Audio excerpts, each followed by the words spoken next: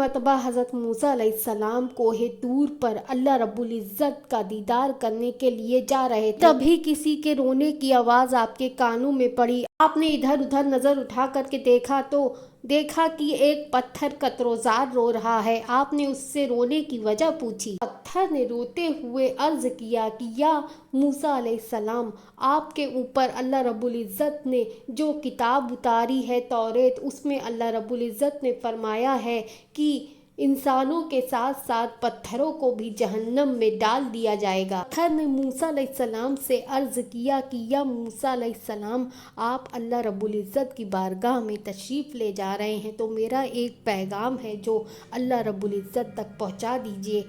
आप अल्लाह रब्बुल इज़्ज़त से कहिएगा कि और दूसरे पत्थरों के साथ मुझे जहन्नम में न डाले, बल्कि अगर मैंने कोई नेक अमाल किए हो तो उसके बदले में मुझे जन्नत में डाल दें। जब मूसा अलैहिस्सलाम अल्लाह रब्बुल इज़्ज़त से मुलाकात करके वापस आने लगे तो अल्लाह रब्बुल इज़्ज़त ने मूसा अलैहिस्सलाम को पुकारा कि ए मूसा, तुमने उस पत्थर का पैगाम तो मुझे दिया ही नहीं। अल्लाह रब्बुल इज़्ज़त ने मूसा अलैहिस्सलाम से कहा कि जाइए उस पत्थर से जाकर कह दीजिए कि मैंने आज से उसे जन्नती पत्थरों में शामिल कर लिया। 3 दिन के बाद फिर से मूसा अलैहिस्सलाम कोहे तूर के लिए तशरीफ़ ले जाने लगे तो फिर उसी पत्थर के रोने की आवाज़ आपको सुनाई दी। आप उसी पत्थर के पास जब तशरीफ़ ले गए और आपने फरमाया कि अब तो तुम्हारा नाम अल्लाह रब्बुल इज़्ज़त ने जन्नती पत्थरों में लिख दिया है, अब तुम क्यों रो रहे हो?